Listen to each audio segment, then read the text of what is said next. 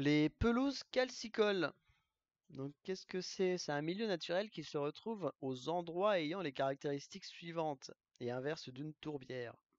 Un sol calcaire, donc basique, un sol sec et drainant, un sol exposé au soleil, donc une pente orientée sud, donc un milieu pauvre avec une végétation spécifique, avec une litière peu épaisse, un sous-sol calcaire et une roche-mère calcaire, orientée au soleil. La répartition des pelouses calcicoles, elles sont sur les littorales, en haut des falaises calcaires, et sur les coteaux calcaires viticoles, par exemple.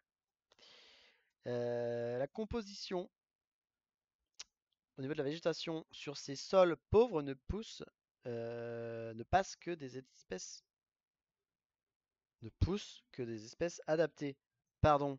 Notamment le brachypode graminé qui sèche l'été, des fleurs, orchidées, orchis en latin, l'iris fétide, l'anémone pulsatile, l'ophrys abeille, des ligneux, églantiers, aubépines, frênes, troènes, pruneliers. La faune à cette fleur spécifique va correspondre donc une faune spécifique, donc des insectes sur les fleurs, des oiseaux insectivores, des reptiles, les lézards, les vipères. La gestion d'une pelouse calcicole, donc il y a l'évolution naturelle. Euh, donc on a des brachypodes plus brome. On a les fleurs espacées avec des ligneux espacés, une litière peu épaisse. Et en 5 à 10 ans, l'évolution naturelle, c'est une fermeture progressive par enrichissement. Donc enrichissement et accumulation de litière. Donc fermeture complète, ça fait un climax.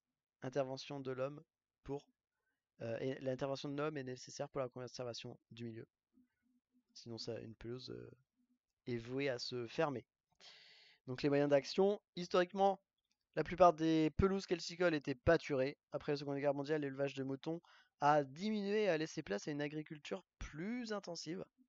Le pâturage extensif reste le meilleur moyen de gestion, notamment au vin, espèce adaptée à la pauvreté du milieu, aux pentes, en termes de pression sur la flore, parce que les moutons sont petits. Plus petits que les vaches en tout cas. Les conventions sont signées avec les éleveurs pour entretenir les sols. La strate herbacée étendue, l'abroutissement des ligneux et l'exportation de matières organiques via la viande.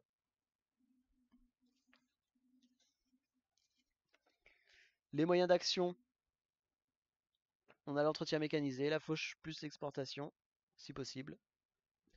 Le débroussaillage, plus l'abattage, plus le brûlage. On n'intervient jamais au printemps quand les fleurs poussent, quand les insectes se reproduisent. On intervient plutôt en hiver. Les trépages qui consistent à restaurer une pelouse qui se serait trop enrichie aussi.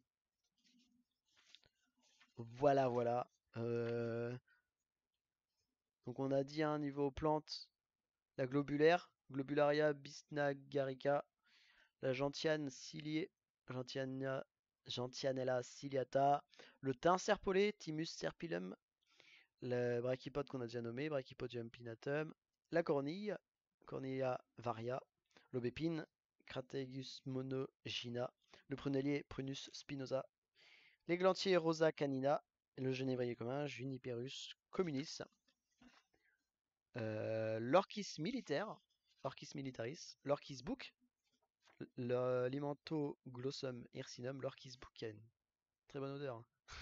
Elle pue, mais ça a une odeur de fromage. L'homme pendu, Orchis grenouille, autrement appelé. En latin, Orchis otropophora. L'orchis abeille Ophrys apifera, parce que ça ressemble à une abeille. L'anémone pulsatile, Pulsatilla vulgaris. L'hélianthème, Helianthemum apenninum. La listère ovale, Listera ovata. L'Epipactis éléborine, ou rouge. Epipactis atrorubens. Et la Centaurea scabiosa.